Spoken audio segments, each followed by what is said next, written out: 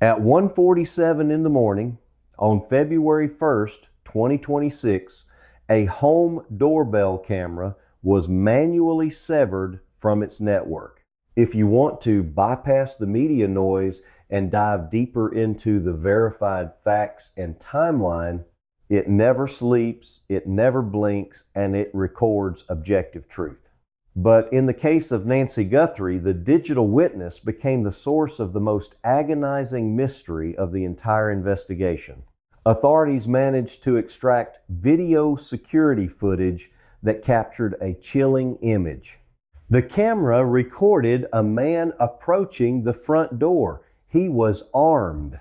He was wearing a mask to obscure his facial features.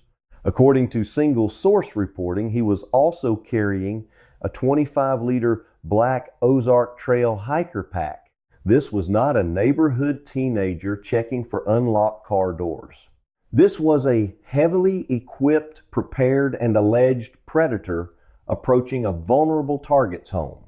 The footage shows this masked individual physically tampering with the doorbell camera system. This was a deliberate act of sabotage intended to blind the very security measure designed to keep the homeowner safe. Anomalies that investigators might have missed. Hit subscribe and unlock the vault. At this point in a standard investigation, detectives would use the timestamp on this video to build a precise timeline of the suspect's movements. They would correlate the footage with neighborhood traffic cameras, cellular tower pings, and witness statements to track him down. But that is exactly where this case breaks apart into a massive technological failure. A failure so profound that it derailed the entire trajectory of the search.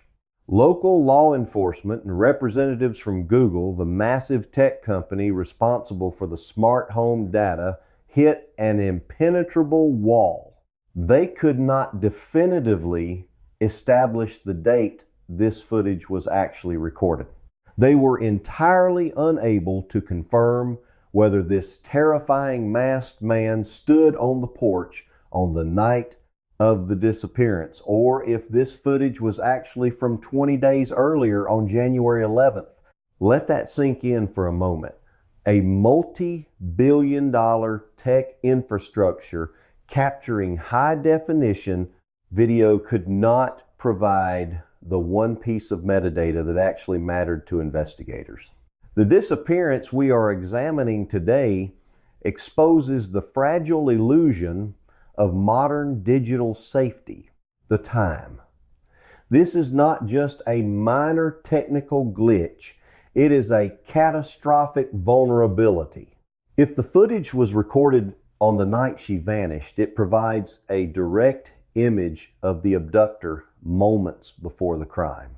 But if that footage is truly from January 11th, it means this armed and masked individual came to the house, scouted the property, stared directly into the camera lens, and walked away undetected. It means a severe threat to an 84-year-old woman was captured on a server, but completely ignored by the system until it was entirely too late. This single unresolved question creates a sprawling void in the investigation. How do you hunt a ghost when you do not even know what day the ghost appeared? The inability to lock down this timeline paralyzed the initial response. It forced police to deal with two entirely different investigative realities simultaneously. When a camera fails to record the present and the data from the past is completely compromised, investigators are left chasing shadows in the absolute dark. In one reality, the suspect is a home invader acting on a specific night. In the other reality, the suspect is a methodical stalker who conducted reconnaissance weeks in advance, testing the security systems and planning his exact point of entry. Digital data is supposed to be cold, hard, and undeniable. Yet here the data itself became a labyrinth of uncertainty, giving the perpetrator the ultimate advantage of time. This technological gap allowed the investigation to stall at the most critical juncture. The first 48 hours are absolutely vital in any missing persons case, but here detectives spent those precious hours battling corrupted files instead of chasing down solid leads. The masked intruder effectively vanished into the digital static, leaving law enforcement completely blind. If you realize just how dangerous it is to blindly rely on smart home technology, hit that like button to let us know. The truth is that when the digital systems fail, the only thing investigators have left to rely on is physical evidence. We trust these systems to act as an unblinking eye, a constant guardian that never sleeps and never looks away. And in this case, the physical evidence was about to reveal a reality much worse than a simple kidnapping. With the digital timeline entirely compromised by the camera failure, investigators had to pivot immediately to standard forensic protocols. By February, Second Law Enforcement officially announced that they were treating the disappearance of Nancy Guthrie as a potential kidnapping. When a person vanishes without a trace, the statistical reality of true crime investigations dictates a very specific starting point. Detectives almost never start by looking for a masked stranger in the woods. They start by looking at the people closest to the victim. The inner circle is always the first to be heavily scrutinized because statistically, the perpetrator is usually someone who already has access to the home. The Pima County Sheriff Chris Nanos found himself operating under an immense and growing public pressure. Nancy was not just an ordinary local resident. She was the mother of Savannah Guthrie, a prominent national television personality. Yet, in this highly publicized case, that guardian was blinded right when it mattered most. This high-profile connection meant that the local sheriff's office was not just answering to a worried family, but to the intense glare of the national media. Every move they made was being broadcast and analyzed on a massive scale. To eliminate any internal variables, Sheriff Nanos and his team initiated a rigorous screening process of the entire Guthrie family. This is the elimination phase of an investigation, a cold and clinical process designed to strip away the usual suspects. They focused heavily on the timeline of events leading up to the moment the garage door closed. Tommy Cioni, the son-in-law who had driven Nancy home on the night of January 31st, was understandably subjected to intense questioning. As the last known person to see her alive, he was the natural focal point for the initial phase of the investigation. Detectives needed to verify his movements, his timeline, and his statements with absolute certainty. The authorities administered polygraph examinations to all members of the Guthrie family, including Tommy. A polygraph is not perfect evidence, but in the crucial early hours of a missing, the failure to establish a concrete timeline for that initial masked visitor has created a massive investigative void. Person's case, it serves as a powerful tool to clear the immediate perimeter. The results were completely definitive. Every single member of the family, including the spouses, passed the examinations without issue. They fully cooperated with law enforcement, opened their lives to scrutiny, and handed over any requested information. Following this extensive review, the sheriff's office officially cleared the entire family. They were definitively removed from the suspect list. This was a crucial turning point in the case. While it brought a measure of relief to the family, it also presented a terrifying new reality for the detectives. The inner circle was completely secure. There were no financial motives from greedy relatives, no secret family disputes, and no domestic anomalies that could explain an 84-year-old woman vanishing into the night. The threat did not come from within the home. In that void, an alleged predator found the perfect window of opportunity to strike without leaving a definitive trace. This realization forced the entire focus of the investigation to violently shift outward. The authorities now knew they were not dealing with a crime of passion or a family dispute gone wrong. They were hunting a true outsider. They were looking for an unidentified individual who had specifically targeted a vulnerable elderly woman, bypassed multiple security measures, manipulated the smart camera, and successfully extracted her from her fortress without triggering a single alarm. The investigation was no longer a domestic inquiry. It had escalated into a massive manhunt for a highly organized and allegedly dangerous stranger who was operating entirely off the grid.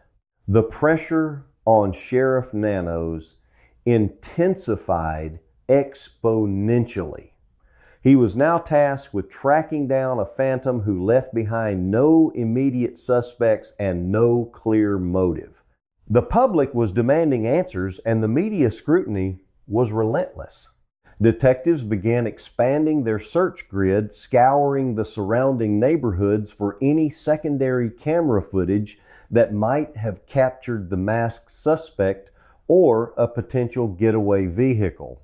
But as they cast their net wider, a new piece of evidence was about to surface that would completely change the narrative once again.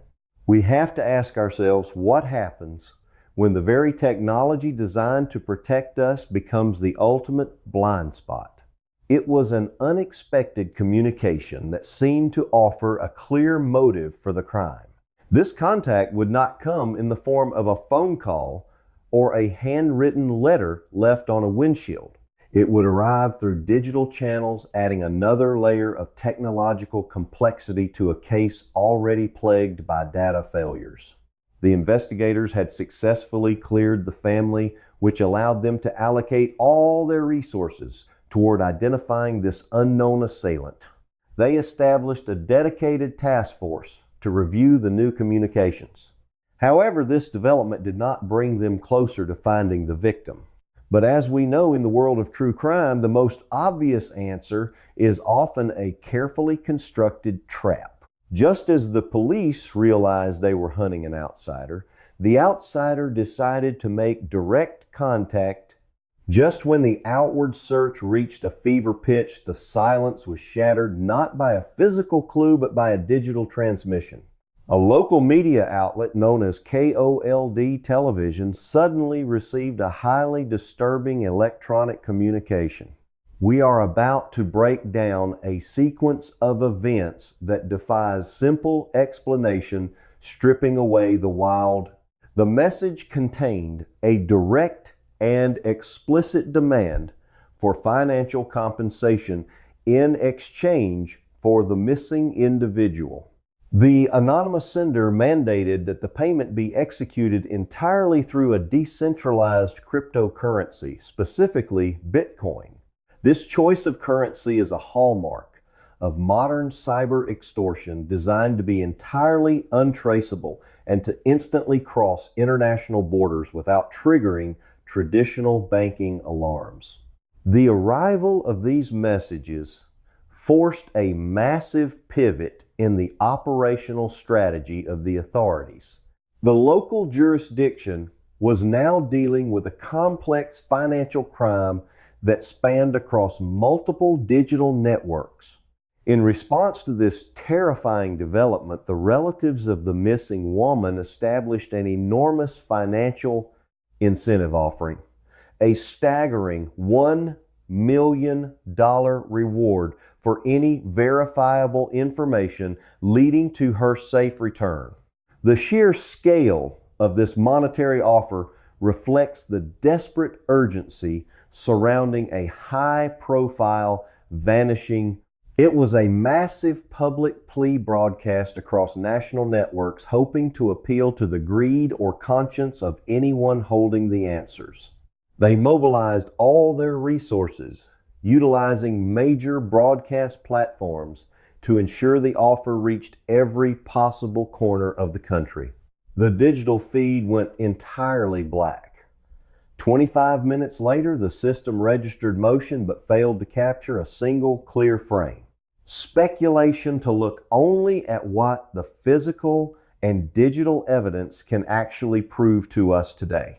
Simultaneously, the Federal Bureau of Investigation stepped in to conduct a rigorous forensic analysis of the incoming electronic demands.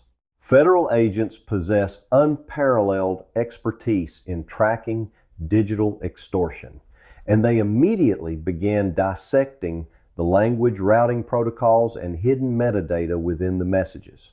They look for specific linguistic patterns, internet protocol address, spoofing techniques, and behavioral signatures that might link the sender to known cyber criminal syndicates. However, their highly specialized review uncovered a glaring anomaly that cast a massive shadow of doubt over the entire ransom narrative. In any legitimate kidnapping scenario, the primary leverage the abductors hold is the verifiable safety of their captive. To successfully extract a payment, they must demonstrate that they actually have the victim and that the victim is still breathing. This fundamental requirement is universally known in law enforcement as proof of life. It usually comes in the form of a current photograph holding a day's newspaper, a customized voice recording, or the answers to highly specific security questions that only the captive would know. The negotiator relies on this proof to keep the dialogue open and to stall for time while tracing the signal. The physical evidence does not lie, but it only speaks if we are willing to listen. But the federal analyst reviewing the Bitcoin demands found absolutely nothing. The communications contained zero verifiable evidence that the missing individual was currently alive or even in the custody of the entities sending the messages. The complete absence of this vital leverage is the most dangerous red flag an investigator can encounter. It immediately shifts the analytical framework from a rescue mission to something far more sinister. We have to look closely at the psychology of a genuine ransom negotiation. Extortionists are highly motivated by the payout. They understand that no family and certainly no federal agency will authorize the transfer of massive sums of untraceable digital currency without a concrete guarantee of the victim's status. By refusing to provide that basic guarantee, the anonymous senders were violating the core principles of their own alleged scheme. This glaring contradiction begs a chilling question. What if the demands for cryptocurrency were never actually meant to facilitate a financial transaction at all? What if these messages were strategically deployed as a massive digital red herring designed to consume the attention and resources of the investigative task force? And right now, the silence surrounding that camera data is completely deafening. If a perpetrator wants to buy time and misdirect a nationwide search, sending an untraceable email claiming responsibility is the perfect way to muddy the waters. It forces detectives to chase phantom leads through the dark web while the physical trail grows colder by the hour. The federal agents had to consider the terrifying possibility that the sender was just an opportunistic cyber criminal sitting on another continent trying to exploit a highly publicized tragedy. Or even worse, they had to consider that it was the actual perpetrator attempting to build a false narrative to cover their tracks. When an extortionist consistently fails to produce the captive despite the promise of a $1 million payout, it usually means one of two things. Either they never actually had the victim in the first place, or the victim is simply no longer capable of being photographed or recorded. This analytical skepticism forces us to look past the distraction of the digital demands and focus entirely on the hard, unalterable facts left at the physical scene. The psychological manipulation embedded in these emails reveals a calculated attempt to control the story. But physical evidence does not care about stories. Let us step into the timeline and see where the system failed. If you have your own theories about the true purpose behind these untraceable electronic demands, comment your hypothesis below, because the next forensic revelation will completely shatter the kidnapping theory and expose a grim reality. The entire foundation of the ransom theory completely collapsed on February 5th when the crime laboratory returned their definitive findings. Up until this exact date, the authorities had been operating under the agonizing hope that the missing individual was being held captive somewhere awaiting a financial exchange. But science is entirely devoid of hope or speculation. Science only delivers objective truth. And the truth delivered on that Thursday shattered every optimistic scenario. Technicians had meticulously analyzed a crucial piece of physical evidence that had been discovered earlier right on the front porch of the residence. It was a distinct biological trace, specifically a concentration of blood left exposed on the concrete. The crime lab extracted the genetic material from this sample and ran it against the known biological markers of the victim. The results were absolute and undeniable. The DNA sequence extracted from the stains on the porch was a perfect, verified match. It was her blood. To understand the sheer impossibility of what happened next, we have to look closely at the physical realities of daily life for the victim in this case. This singular scientific confirmation acts as the ultimate turning point in the entire investigation because it instantly recontextualizes every other piece of evidence we have examined so far. A biological trace of this nature fundamentally contradicts the mechanics of a professional abduction for financial gain. When an operative plans an extraction specifically to leverage a high-value target for a massive cryptocurrency payout, their primary objective is the preservation of the asset. The victim must be kept intact to ensure the transaction is completed. Violent physical trauma resulting in biological evidence left right at the threshold of the home indicates a severe loss of control or a totally different motive altogether. The presence of her DNA on the exterior concrete suddenly explains the terrifying absence of the life-saving medical supplies we discussed earlier. If a perpetrator intends to keep an elderly captive alive to collect a $1 million reward, they must facilitate her medical needs. They would have grabbed the essential items located inside the home to ensure their asset did not expire before the funds were transferred. But the assailant ignored the medication entirely. Now, with the confirmation of the blood on the porch, the horrifying logic behind that decision becomes undeniably clear. Nancy Guthrie was 84 years old, and her entire existence was anchored by a strict medical routine that she could not afford to break. The perpetrator did not take the medical supplies because they already knew the victim would never need them again.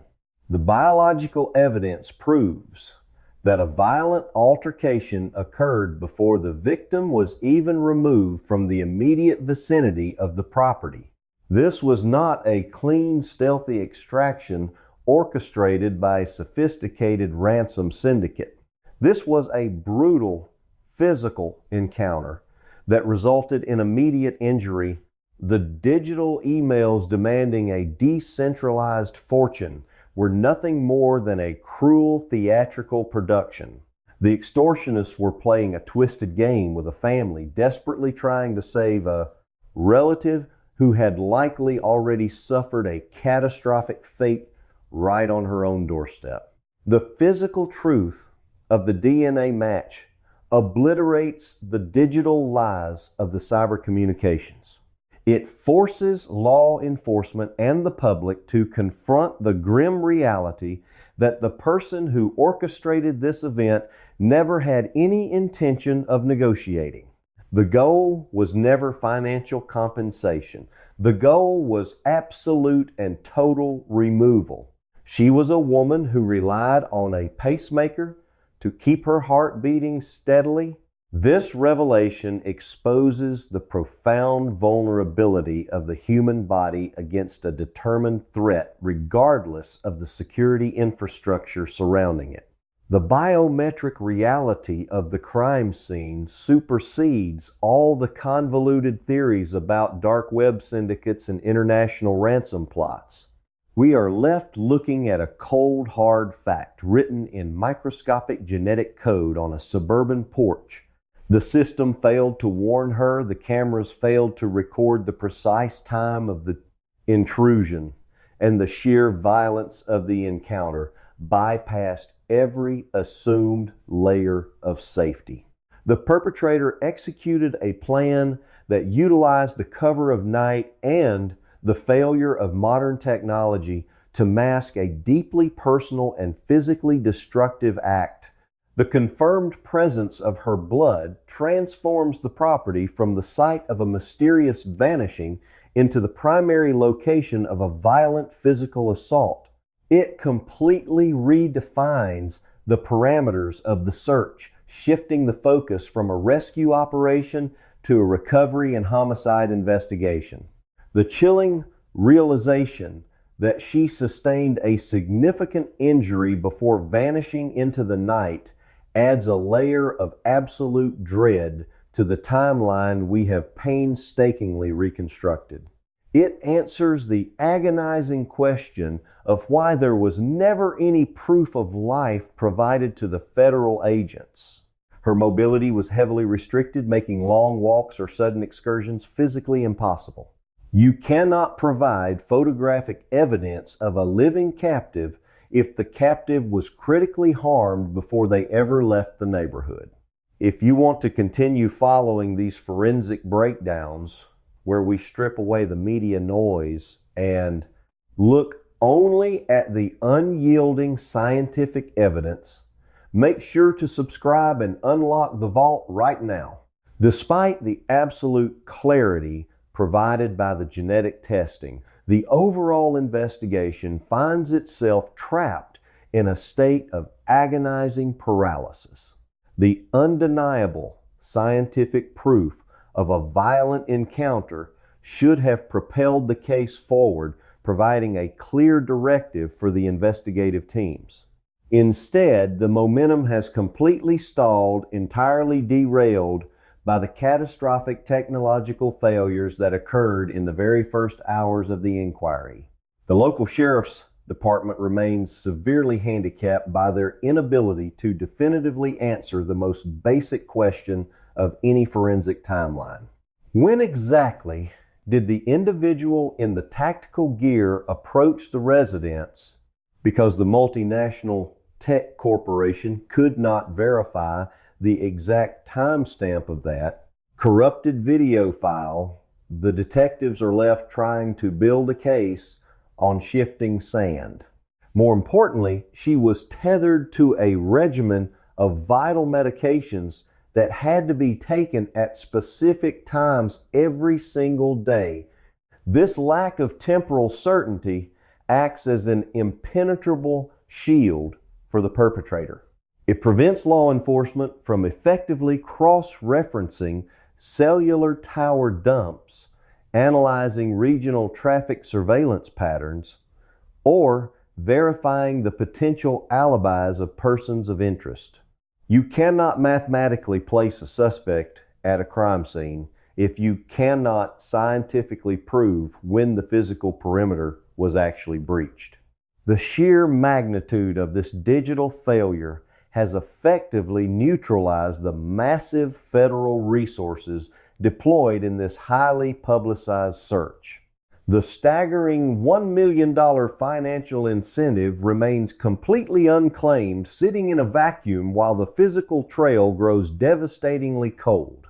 The intense pressure from national broadcast networks and the relentless public scrutiny demanding accountability have not been enough to overcome the fundamental lack of verified temporal data.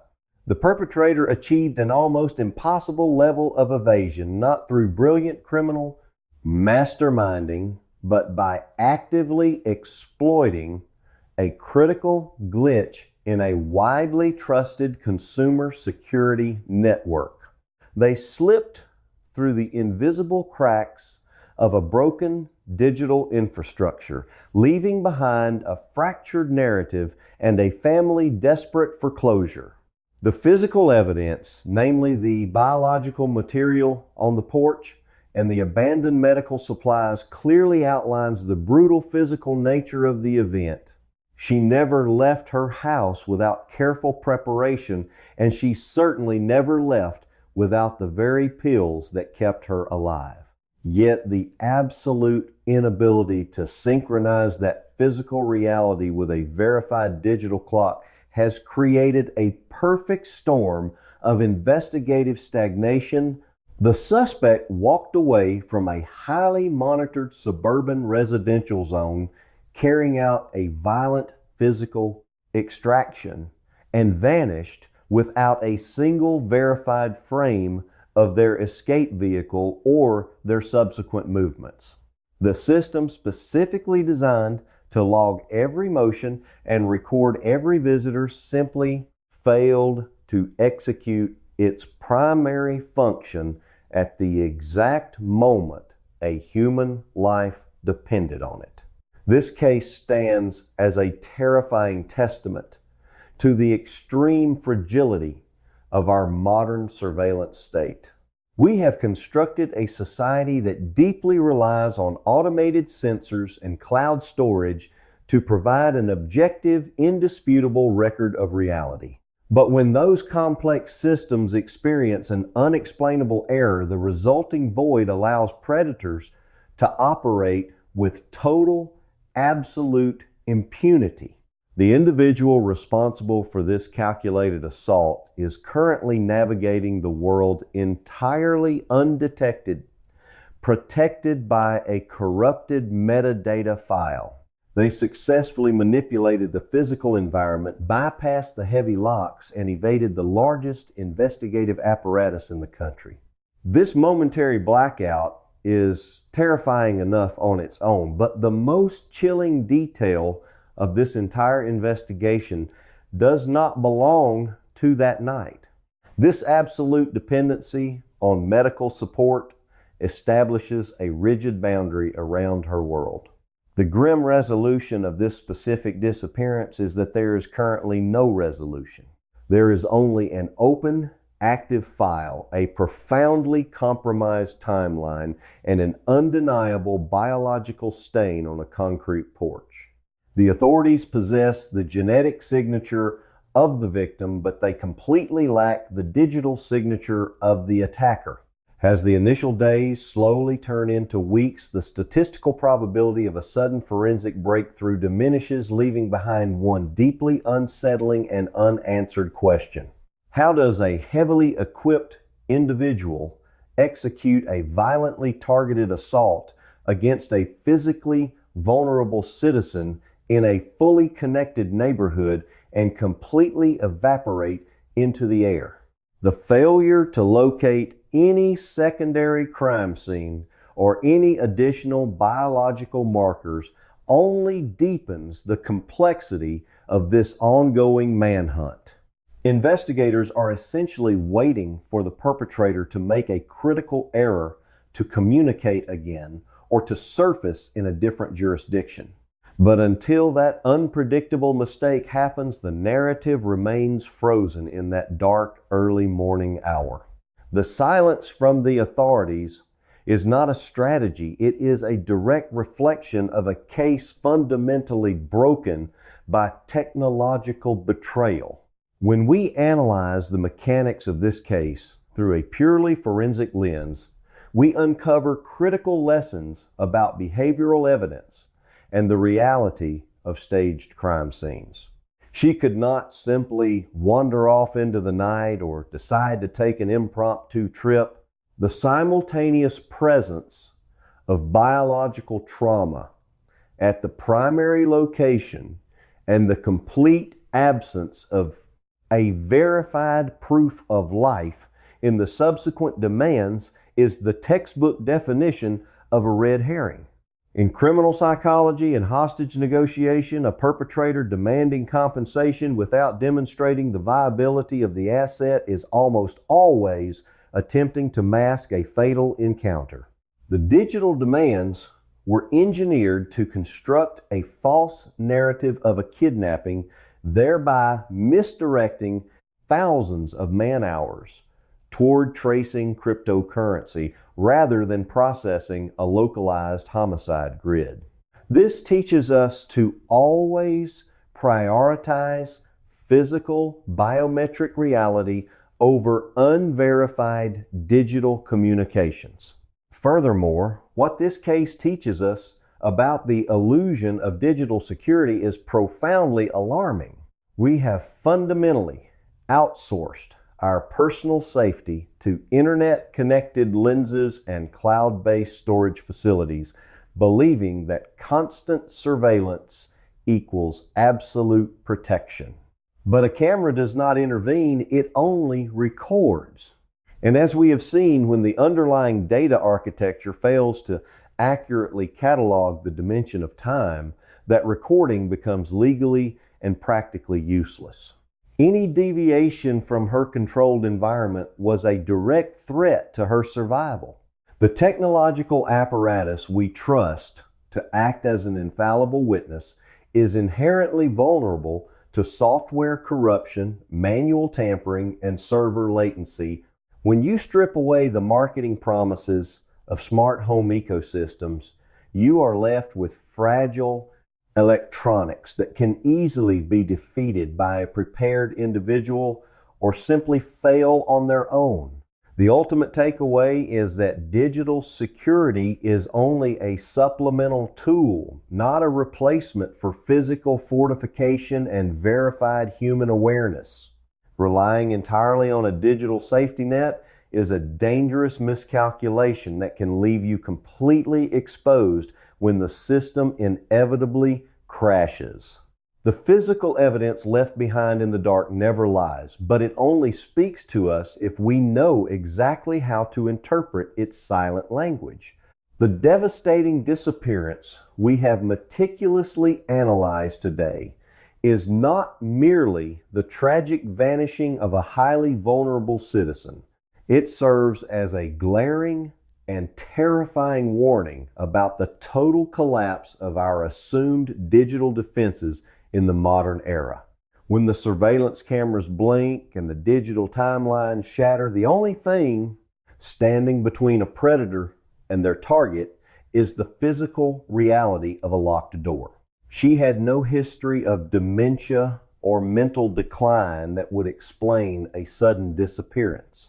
And believe me, this is certainly not the first time a massive structural vulnerability in a residential security network has allowed a dangerous individual to walk away from a violent crime scene completely unidentified and entirely free from legal consequence. In the next video appearing on your screen right now, we are going to open a new file and thoroughly examine Another chilling case where consumer technology failed the victim at the absolute worst possible moment. If you want to bypass the media noise and dive deeper into the verified facts and timeline, anomalies that investigators might have missed, hit subscribe and unlock Seth's Crime Vault. Her mind was sharp and she was fully aware of her own physical limitations. She knew that skipping even a single dose of her heart medication could have catastrophic consequences. Therefore, the idea that she would voluntarily leave her sanctuary without her purse, her phone, or her essential medical supplies contradicts every established fact about her daily existence. This is why the events of January 31st are so deeply unsettling. That evening, Nancy took an Uber to have dinner at her daughter Annie's house. It belongs to a corrupted video file, a piece of digital memory that authorities and tech giants have struggled to pin down. It was a normal family gathering, completely unremarkable in its routine. At 9:48 in the evening, her son-in-law, Tommy Sione, drove her back to her own home. He did not just drop her at the curb. He pulled into the driveway and waited. He watched as she made her way inside, and he did not shift his car into gear until he saw the garage door fully close at exactly 9:50. That heavy door sealing shut should have been the final protective barrier of the night. It was the physical boundary that separated an 84-year-old woman from the outside world. In theory, that closed garage door meant she was safe inside her fortress, surrounded by her belongings, her phone, her car, and her life-saving medications. But true crime investigations repeatedly teach us that physical barriers are only effective if the threat remains on the outside. By the time that garage door hit the concrete floor, the perimeter had already been breached. Initial data suggested this footage captured a masked man standing right at that same front door on January 11th. The timeline shows that Tommy Sione drove away, believing his mother-in-law was secure for the night. He had followed the routine perfectly, ensuring she was safely indoors before he departed. Yet, that exact moment of perceived safety is where the narrative twists into something much darker. The isolation that was supposed to protect Nancy Guthrie from the elements and the outside world actually served a completely different purpose. It cut her off from any immediate help or observation. As the sound of her son-in-law's car engine faded down the quiet residential street, the house grew silent. The locks were engaged and the routine was completed, but that secure environment was an illusion. The garage door closing did not lock the danger out. Instead, it locked an elderly, physically vulnerable woman inside the exact same space as a threat that had been silently waiting in the shadows. The next morning, the quiet routine that defined Nancy Guthrie's life shattered. That is exactly 20 days before the crime actually occurred. It was February 1st, and she was scheduled to attend a virtual church mass online. For a woman whose life was built on predictable habits, missing this service was an immediate and glaring anomaly. By 12:03 in the afternoon, her family realized she had not logged on to watch the Mass. Panic began to set in, and they made the decision to drive over to her house to check on her well-being. When they arrived, they found a scene that defied all logical explanation. They immediately dialed 911 to report her missing. What responding officers discovered when they entered the residence completely shifted the trajectory of the investigation. This was not a medical emergency where an elderly woman had fallen and could not reach a phone. The house told a much more sinister story. According to her daughter, Savannah Guthrie, the back door of the house was reportedly found propped wide open when family members first arrived. If a suspected predator was scouting this specific home 3 weeks in advance, standing on the porch, a propped open door suggests a hasty exit or an intentional entry point left unsecured. But it was the inventory of items left behind inside the house that truly alarmed investigators. Nancy's purse was still sitting there undisturbed. Her mobile phone, a crucial lifeline to her family and emergency services, remained untouched inside the residence. Her car was still parked securely in its usual spot. But the most damning detail of all was the medication. The very heart pills that kept her alive, the strict regimen she could not survive without, were found exactly where they were supposed to be. If this had been a simple burglary, the intruder would have targeted valuables, cash, electronics, or the vehicle. A typical thief wants to get in, grab items of value, and escape as quickly as possible without drawing attention. They do not typically abduct the homeowner, especially an 84-year-old woman with severe mobility issues. If Nancy had experienced a medical episode and tried to seek help, she would not have. And staring into the lens, how did a massive smart security apparatus entirely miss the warning? Left the back door propped open, and she certainly would not have left her phone behind. The physical evidence at the scene presented a deeply contradictory narrative. An intruder had clearly breached the home, but they did not take the things an intruder usually takes. The victim was gone, but she did not take the things she desperately needed to survive. The absence of forced entry at the front door, combined with the reportedly propped open back door, indicated a calculated approach. The perpetrator likely knew how to navigate the property without triggering immediate alarms or waking the neighbors. They bypassed the valuables because those items were completely irrelevant to their actual mission. As investigators documented the undisturbed purse and the vital heart pills, they realized they were looking at a highly staged or deeply methodical crime scene. The intent was extraction, not theft. And an extraction of an 84-year-old woman requires planning, transportation, and a shocking level of brazen confidence. The open back door stood as a silent witness to whatever had transpired during those dark early morning hours. How does local law enforcement navigate a case where the timeline itself is broken? Welcome to Seth's Crime Vault. It served as the exact threshold where an elderly woman vanished into thin air, leaving behind her entire life support system. Detectives standing in that quiet house had to confront a horrifying reality. Someone had entered the home with a very specific and targeted objective. The target was not the purse, the car, or any material possessions. The sole target was Nancy Guthrie herself. The fact that her life-saving medication was left behind means that whoever took her had absolutely no regard for her ongoing survival. This realization transformed the scene from a missing persons case into something profoundly darker and much more urgent.